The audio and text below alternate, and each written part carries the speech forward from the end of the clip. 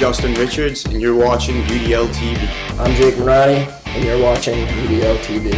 Welcome into the first ever episode of UDL TV. They come in off that hangover. My sources have never been wrong before. I think it'd be good for Rocco's legacy too, man. And we would just see a complete shakeup at that point. I'm Noah Mazzilli, and you're watching UDL TV. I'm Kevin Donald, and you're watching UDL TV.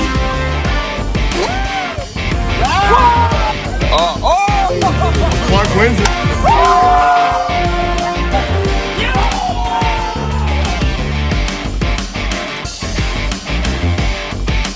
Check, baby. See you in the office. I'm JT Bain, you're watching UDL TV. You're watching UDL TV. You're watching UDL TV. Welcome into episode 2 of UDL TV. I'm your commissioner, Troy Costa, here with one of the founders of UDL, Brendan Schmerda DeAndre. Now, last week we left off with an O-Money report that absolutely blew our mind, that Lange and J. Rich, 3-time champions from last season, 4-time champions overall, may be breaking up for the season. So we have O-Money back here this morning to figure out what's going down and if that news is legit. So O-Money, good morning. How you doing? What's going on, guys? Thanks for having me on. So after some turmoil between the team, it looks like Lange and J. Rich ultimately did decide to team up again this year. They thought that they could have made it all the way last season and won the UDL playoffs. It didn't shake out how they wanted. And from what I'm hearing, they're looking forward to working together to get back to where they belong.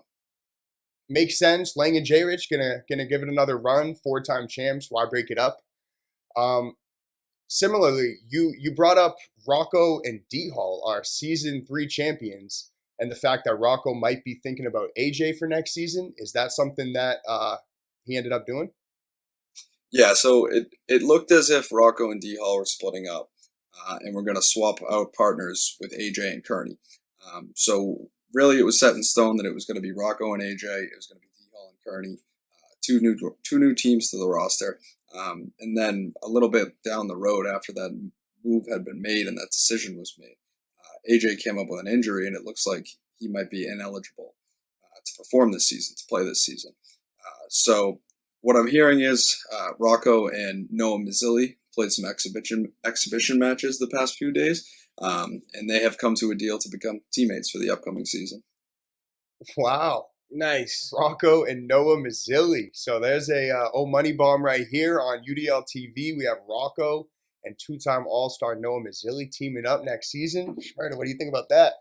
I feel like that could really break the league there. You have 2 veteran players, and they're both out of the Abington and Rockland area, so that holds down the league, and that's a big thing for UDL. Certainly, it should be interesting. Best wishes to AJ. We wish him a speedy recovery. That's too bad to hear because it seems like him and Rocco were going to be a unit together. But it's good that Rocco was able to find a replacement partner in Zill because it was clear he had already lost D-Hall to Kearney, who's going to be teaming up, according to O-Money. O-Money, before I let you go, Zill's former partner, who he played a few seasons with now, Fennell, does that mean anything for Fennell? Like, is he just kind of going to back out of the league now? Is he retired? Is he going to give it another go with someone else?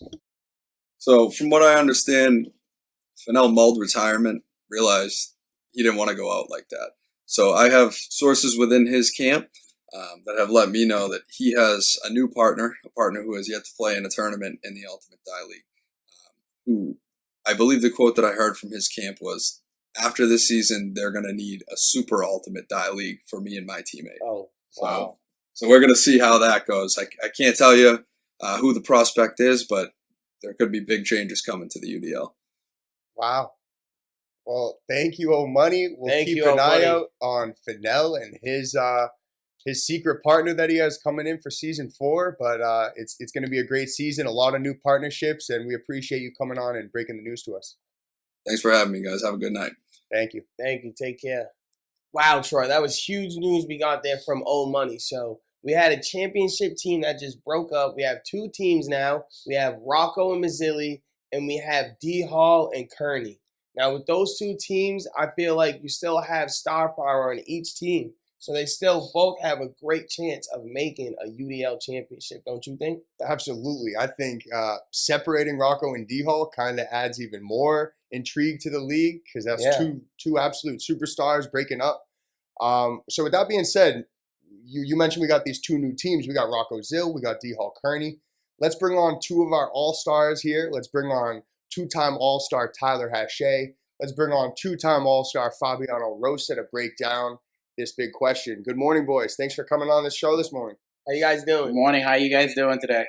Good, Morning, guys. Great. Thanks for coming on. Thank you. Hey, no problem. So I'll cut right to the chase. Which of these teams is going to be the higher playoff seed? Is it Rocco and Noah Mazzilli, or is it D-Hall and Kearney? Ty, I'll let you start.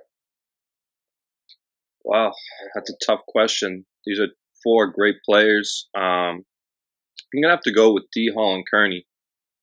They've both proven themselves to go far in the playoffs. D-Hall's got the triple crown, regular season, all-star, and playoffs. And Kearney proved himself that he can go very far. I think later in the season, I think he grabbed the second place or third place. Did a great job. I've seen Kearney getting some off-season work. He's been looking good, catching everything that comes his way. D-Hall catching every feed. Kearney's going to be feeding him. So I think they're going to be a strong team in the playoffs come this year. Fabi, do you agree? I'm gonna have to disagree with that. You know, like, I'm not gonna lie, it's a lot of news like coming at us like real quick. Like, I did not know that Rocco was gonna go with Zill like out of nowhere. Like that was a surprise. Not gonna lie, but I'm not feeling Kearney and D-Hall. I really think if Zill picks up this off season, like he's been telling me he's been playing a lot, they have a really good chance to go far and place higher in the rankings. Not gonna, it's out there, you know. Like Rocco can play.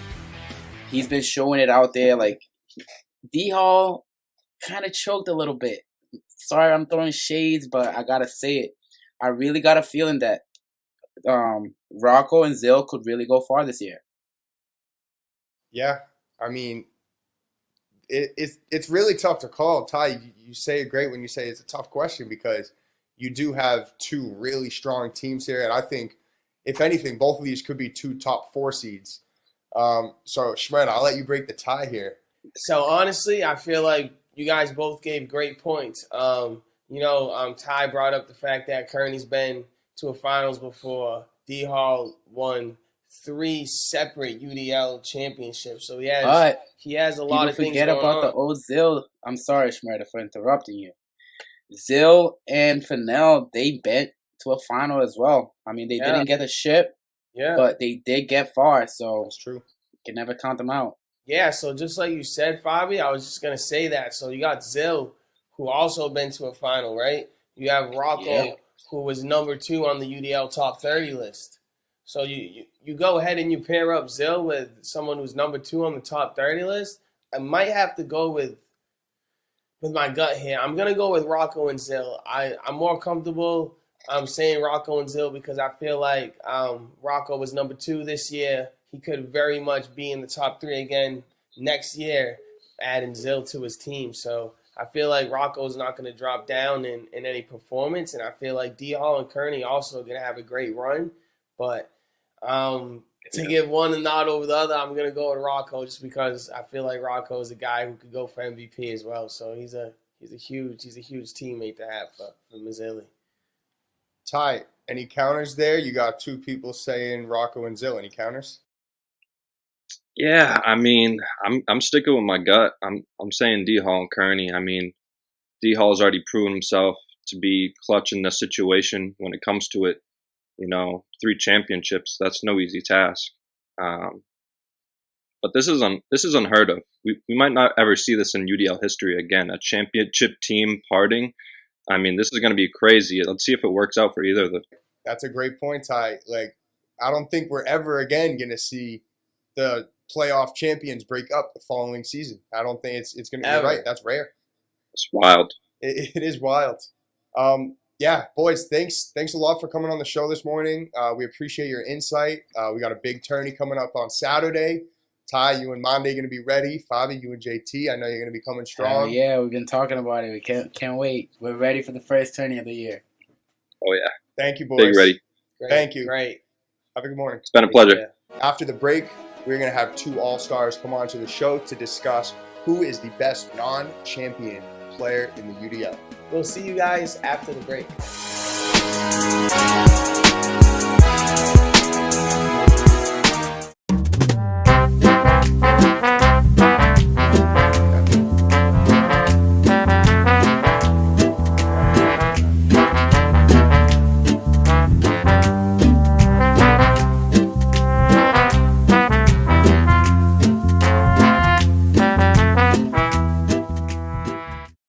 Hey guys, welcome back from the break. So our next segment is going to cover a huge topic that's going into next season, and that is the hype behind our UDL 2022 award show. So my big question is for everybody at home and our analysts is, who's going to be the next MVP? That's a great question, Shmurda. And to help us figure that out, I have 4-time UDL champion, 6-time finalist, the 2021 Defensive Player of the Year, and the 2020 Rookie of the Year, Justin Richards, on. Good morning, Justin. Welcome to the show. Thanks for joining us.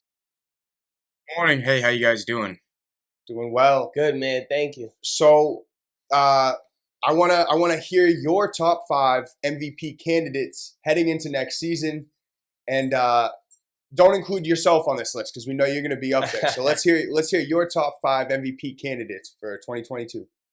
Sure. Yeah, absolutely. I'm sure a lot of people are going to be curious as to who this could end up being. And, coming right off the bat, I do want to exclude, like you said, myself. I'm honestly going to take Lang off that list as well, just because, he's number 1. I'd obviously have to pick him as number 1, so we'll take him off for now. But coming in at number 5, I'm going to have to say Justin Torres, JT Torres. That man, he's been sleeping all 3 seasons I think he's played now. So, he's going to be one of the candidates as long as he can come out, play well. His partner Kevin's got to step up. But I think JT, if they come out with a couple of championships, maybe make some noise in the playoffs, who knows? JT Torres could be coming up on an MVP title. Coming in at number 4, we'll probably have to say Alec Niehoff. He's another sleeper that's been talked about so much in this offseason. Straight up, he has so many opportunities, but just never, finishes. Absolutely dominates on the table. It just doesn't go to show for him. Has a lot of offensive capabilities, a lot of defensive capabilities. I think with a little bit of, luck, a little bit of hard work, him and his partner Garrett could absolutely, make some noise, and he could come in as an MVP prospect. Coming in at the number 3 spot, I'm going to have to give that one to Jake Mariani. Him and his partner Troy, they're always good UDL players. Unfortunately, they didn't have the hottest season last season, which I think gives them more than all the reason to come out this season with a strong, hoorah to go, moving forward. Jake Mariani, he's got one of those deep tosses, always tough to defend. Solid defensive player, always on the ground, making those diving catches, putting 100% out on the field. Easily MVP prospect there.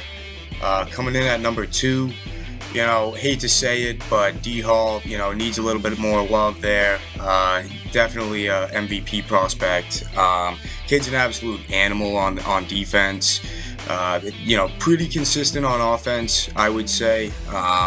But damn, his defense just speaks for it all. And, he already has a couple titles under his belt. It just goes to show he's on the up and coming. Could very well earn himself an MVP spot this year. Coming in at number 1, as you guys probably might expect at this point, it's going to be Rob McClafferty, absolute beast.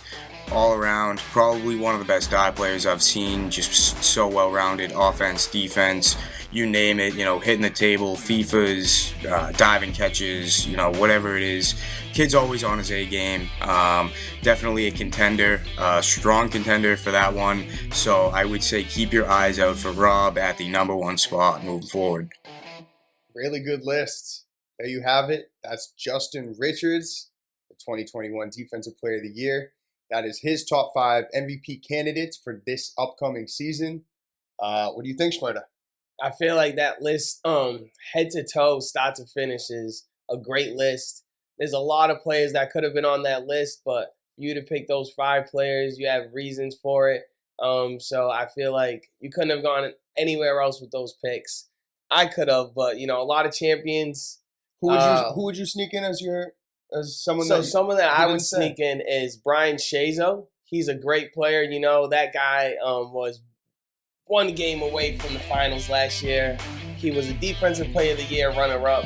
And when his toss is hitting the table, I don't think you can defend it. So that's a player, him and Mark Tanucci could go ahead and grab themselves a title in the next season. So I feel like there's a lot of teams out there, but those 5 teams are perfect because they're going to win a title next year in my eyes. If I could put in a bet with Hedge Better today, I'd put a bet on all those teams, Jay Rich. So. Absolutely. Yeah. Jay Rich, thanks again for your list. But before I let you go, I'm going to bring on another UDL champion, actually the Season 3 champion, to help us out with this next segment. So if you don't mind staying on, I now have Rocco here. Good morning, Rocco. How we doing? Good morning. How you guys doing? Doing all right? Doing good. Man, thank you. Good. Big good. tourney coming up this weekend. You ready to go? Yes, sir. I'm so ready. Let's get after it. Absolutely. So I want to start out here by saying we only have 10 UDL champions. We've had maybe 100 players come in and out of the league, but only 10 guys can say that they are UDL champions, including the 2 of you. So I'm curious, who do you think is the best non-UDL champion in the league? Who's the best player in the league that has never won a UDL championship? So, Rocco, I'll leave it up to you first. Yeah. So I would probably say that one of the top picks that I would have is JT Bain. I just really think highly of that guy. He's a ridiculous offensive player. I mean, he won Offensive Player of the Year, so there's no argument there. Great defensive player. He's very consistent on all sides. So I would definitely say for my top pick, I would have to say JT Bain. Yeah. That's a smooth pick, Yeah. Rocco. Yeah. Jay Rich, do you agree? Yeah, no, that's a good pick. I'm going to have to go with Noah Mazzilli. I mean, this kid's been around for a while, and we all know he's an absolute beast on and off the table. But with that being said, offensively, he's great, but especially defensively, kid, he's unstoppable, always there on the ground, making the play. We all know, back in the day when he was playing with his boot, absolutely fantastic defensive plays. You can play the clips over that now if you want. But in any case, I got to go with Noah Mazzilli, the kid. He's been around a while, plays effortlessly, actually with the most effort, I should say. And, just still hasn't quite come home with a title. So let's see that happen this year. Rocco's going to love to hear that. His brand new partner headed into the season, reported just earlier by O Money. Oh, yeah, that's right. Rocco, you happy to hear that from Jay Rich, your partner? Of course. I'm hoping big things coming up. We both went through a little off-season obstacles to try and figure out who we were going to play with, and then we actually both had both of our slots open up, and we talked about it, and we're definitely very eager to play together because, I mean, obviously, as Jay Rich just said, that man plays with a ridiculous amount of effort, and he's fallen just shy a couple times, and obviously, hopefully, with my experience a couple times for how far I've gone, that we can put it together, and me and him could be a very successful team. But we were talking about it actually earlier today, and we're pretty excited about teaming up together. 2 good picks by both of you. I like both of those picks, and myself being a UDL champ, I think it's only right that I give my prediction here too, or not my prediction, but my my guy that I think is the best non-UDL champ in the league. And he was mentioned just recently by Jay Rich, and it's Alec for me. It's Alec Niehoff. I think that the kid's a stud. You know, he led the league in scoring that we just saw. The league leaders dropped the other day on Instagram, so we see that Alec, you know, led the league in scoring per game, which is a huge stat. You know what I mean? Yeah, that's one of the biggest stats we have. That's a good stat that you want to have for sure. We already knew about his FIFA game. So the fact that he's able to put now his elite FIFA scoring with his tossing scoring, I feel like that makes Alec one of the most dangerous players in the league. And makes him an offensive threat. I'm surprised he doesn't have a ring yet, but I think his time's coming this year, especially with 8 regular season tourneys. I think he's snagging at least one of them. And just to piggyback off of Troy there, if I could go ahead and give my MVP or not MVP, my player who I believe should win a ring and is going to win a ring, it's Garrett Amaral. So Alec's partner. Yep. I feel like Garrett Amaral is a player that we all sleep on. He's been top 5 with like 5 different partners now. So it's only time going to tell when him and Alec put that thing together for an entire tourney and just make a huge run to the finals. And I feel like if you look across the table and you see Alec and Garrett in the finals and they're in the winner's bracket, you're probably going to bet your money on Alec and Garrett. So. It's going to be tough to beat them twice. Yeah. That's a team that, you know, people didn't really expect anyone to say that, you know, last season or the season before that. But seems like coming into this next one, you know, they're the ones to look out for, you know, just strictly because they haven't really gotten there yet. So I would say that's a really good pick with Garrett to be the one, you know, one of the best champs. Non-champs, I should say, but I think those are both really good picks. Yeah, to go based off of what Jay Rich actually just said, to throw a quick stat in there for in favor of Alec and Garrett going at it again. When last season came about, we had me and my former partner D Hall. We had to face them actually twice in the same day, and we couldn't get it done either time. So I mean, that should be a buffer in their favor for how Alec should probably be, and like Schmerda said, Garrett, they're definitely up there. They've beat some top tier teams, and they're definitely you don't want to see those guys on the other side of the table for sure. No, sorry, absolutely. Yeah, I wouldn't be surprised if any of the guys we mentioned just now, if any of them grab a ring this season. So, boys, thanks again for coming on this morning. We really appreciate your time. Rest up because we got a big tourney coming up on Saturday, and we'll see you then. Thanks again. Take care, guys. Take care. Thank you for having us. So on Instagram, you just saw that the top 5 of each stat categories was dropped, and there's some surprising names on those lists. What do you think, Schmerda?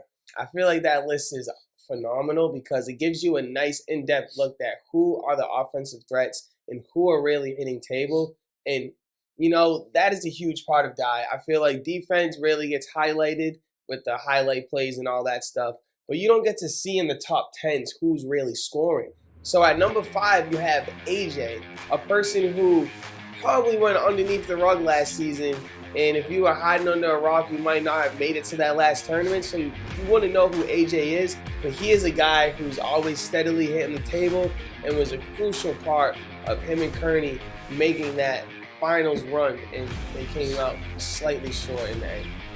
Number 4, it's Michael Beretti. That might come to a surprise to a lot of you, but it shouldn't because Beretti is an offensive powerhouse. The dude had a monster plunk in the All-Star game, a game-winning plunk, and then even after, in that All-Star tourney, just after the tourney ended, he had like 4 plunks just within money games after the game. So the dude can toss the die.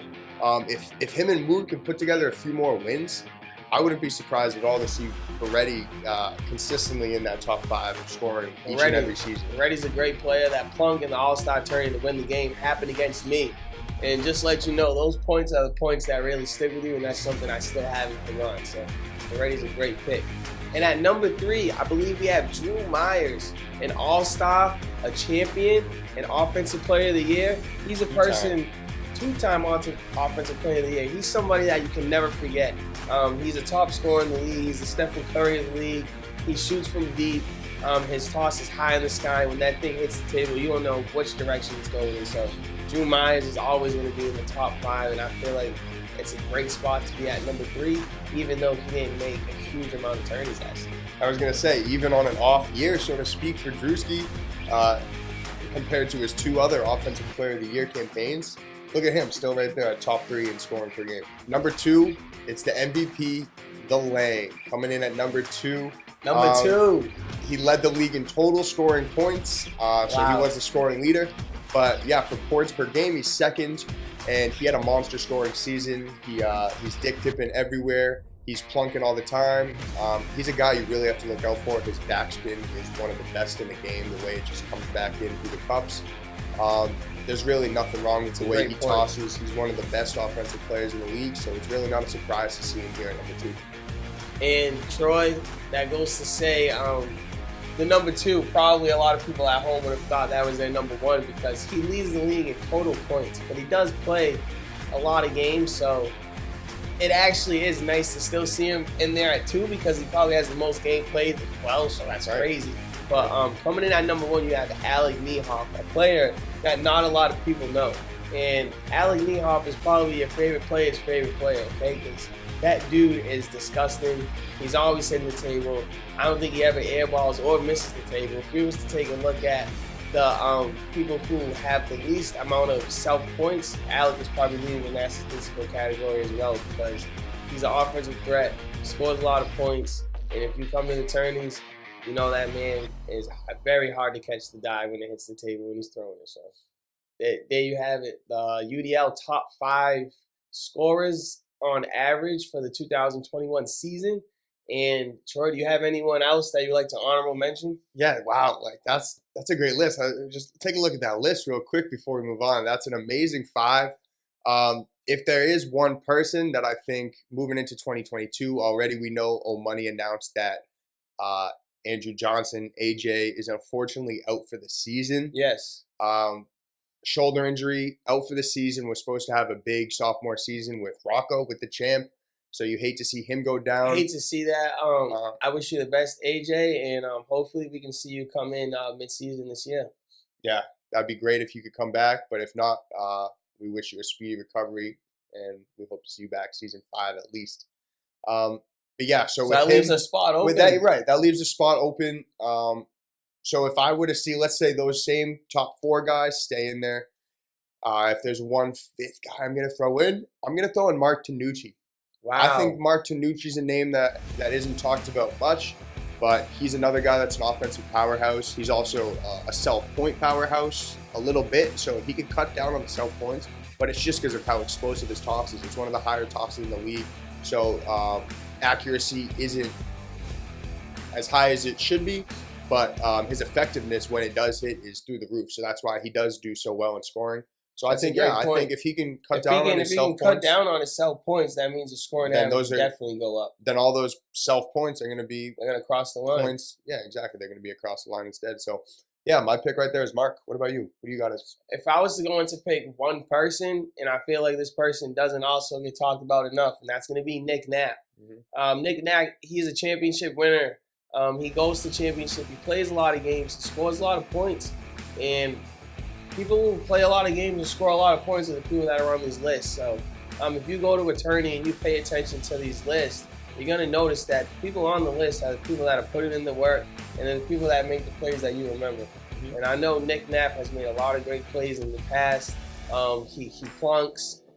He's always around your side of the table. I don't think the guy's going to throw his same side because his toss is accurate. And when it hits, he scores. And you see it. Him and his partner, Colin Reddy, have won a lot of games due to Nick Knapp's clutch gene at the end of the game. So I feel like Nick Knapp could very easily be number 5 on that list. Yeah, that's a great point. And if maybe we could sneak in an honorable mention, I'd love to mention the name Johnny LaRossi. I think that's a name that, again, not a lot of people talk about. And his scoring has never been up in the league range. Stock rising on J-Law this year. But looking at J-Law this year, I see a lot of improvement coming into now his, his 3rd season going into? His 3rd season. Yeah, so he's a veteran now. We've talked about it before. He's coming off his best tourney of his career in tourney 5 of this last season when him and Haas won Final Four. Plunks. He was playing well. Yeah, he had a few DTs. He had a few FIFAs, so which isn't really scoring. That's not points per game, but I think the more they FIFA, the more obviously they'll be in close games, late games, and they'll be putting up 7 points a game quite a bit when they win games. It's a great pick. So there you have it. The top 5 points per game scorers from the last season. A really strong list, and we gave a few of our names that we want to keep an eye out for next season. Thanks again for tuning in to the second episode of UDL TV. As we mentioned last episode, we're going to be doing exclusive UDL TV giveaways just for you guys that watched the entire episode. So last week, our giveaway winner was, and we drawed it at random, Denny Adams, the winner of 2 free UDL award show tickets. Congratulations to Denny Adams. Congratulations, Dennis. Send us a DM and you can collect your prize. For this week, we are going to do something partnered up with our guys at HedgeBetter.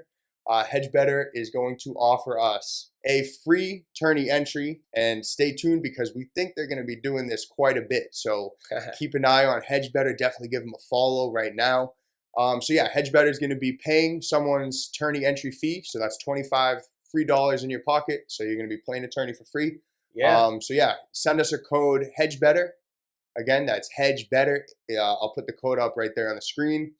So yeah, send us a code. Give us a comment on this YouTube video as well. So if you do those 2 things, leave us a comment on this YouTube video. Send us this code in our Instagram DMs, and you'll be entered in to win a free tourney courtesy of HedgeBetter. Also, guys, you have to pay attention to the UDL podcast, which is going to be dropping on Apple Podcasts, Spotify, and YouTube once a week every Wednesday. And not only is it hosted by us, but it's hosted by everybody's favorite MVP, Riley the Lang Langa. Yes, So sir. if you love yourself some Riley Lang, tune into our podcast because he is absolutely hilarious. And not only does Langa come on the show, but we also have a star guest every single week. We don't want to give you the guest for next week yet, but if you would like to tune in, it's going to be on all platforms, and just make sure you are up early enough in the morning to get those comments in on Instagram as well. Boys, thanks again for tuning in. We will see you this Saturday morning, 12 p.m. We'll see you Saturday for the biggest tourney ever. So we are signing off, and we'll see you Saturday. See you guys. Take care.